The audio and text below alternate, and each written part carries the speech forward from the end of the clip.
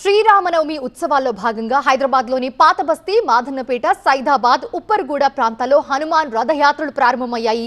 పెద్ద ఎత్తున భక్తులు పాల్గొని జై శ్రీరామ్ అంటూ నినాదాలు చేశారంతా. చార్మినార్ జోన్ పోలీసులు భారీ బందోబస్తు ఏర్పాటు చేశారు. అటు బంజారా హిల్స్ లోను భజనలు, కీర్తనలు నిర్వహించగా పెద్ద ఎత్తున భక్తులు పాల్గొని జై శ్రీరామ్ అంటూ నినాదాలు చేశారు. కొండగట్టు అంజన్న స్వామి ఆలయంలో హనుమాన్ జయంతి ఉత్సవాలు రెండో రోజు కొనసాగుతున్నాయి. ఆలయ పరిసరాలు భక్తులతో నిండిపోయాయి. నలుమూలల నుంచి హనుమాన్ మాలధారులు ఈ పవిత్ర అంజన్న క్షేత్రానికి తరలి వస్తున్నారు. అంజన్న క్షేత్రం రామనామ జపంతో మారుమోగిపోతుంది.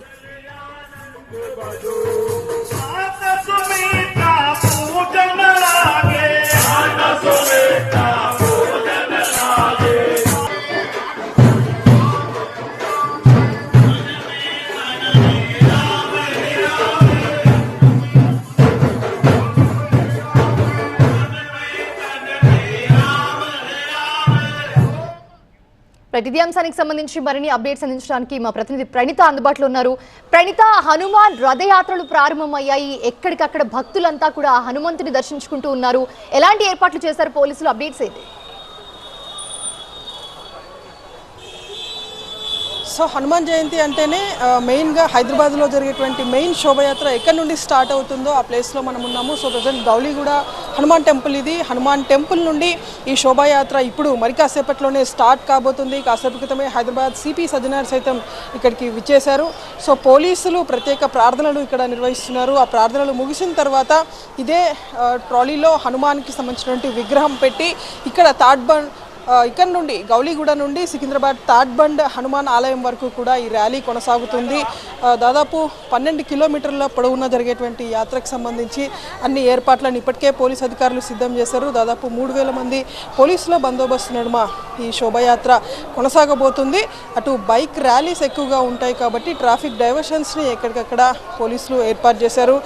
ఇక్కడ నుండి అంటే మెయిన్ రూట్స్ మీదంగానే ఈ శోభయాత్ర వెళ్తుంది కాబట్టి చాలా ఎక్కువగా ట్రాఫిక్ జామ్ అయ్యేటువంటి పరిస్థితులు ఉన్నటువంటి నేపథ్యంలో చాలా చోట్ల ట్రాఫిక్ డైవర్షన్స్ని కూడా ఏర్పాటు చేశారు.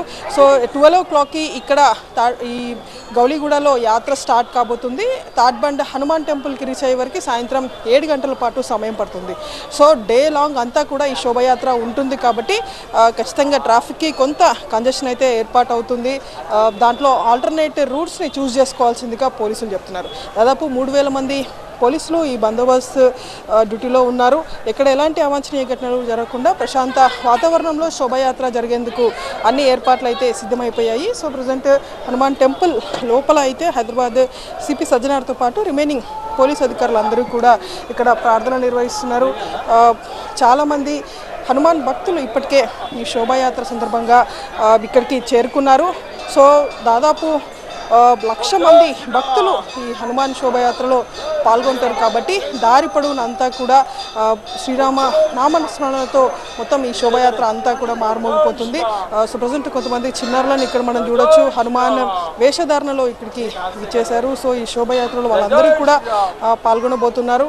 అండ్ మెయిన్ ప్రొసెషన్ వచ్చేసి ఇది. అండ్ సెకండ్ ర్యాలీ వచ్చేసి కర్మన్ ఘాట్ నుండి స్టార్ట్ అవుతుంది. సో ఈ ర్యాలీ స్టార్ట్ అయిన తర్వాత ఆ ర్యాలీ కూడా స్టార్ట్ అయ్యి 2 ర్యాలీస్ కూడా కంబైన్ అవుతాయి. సో నారాయణగూడ దగ్గరికి వచ్చిన తర్వాత 2 ర్యాలీస్ కలిపి భారీ శోభయాత్ర విజువల్ అయితే మనకు అక్కడ కనిపిస్తుంది. సో సికింద్రాబాద్ వరకు చేరుకునే వరకు ఈవినింగ్ 7 o'clock వరకు అయితే టైం పట్టేటువంటి అవకాశం ఉంది. Right, thanks for the beats Praneetha.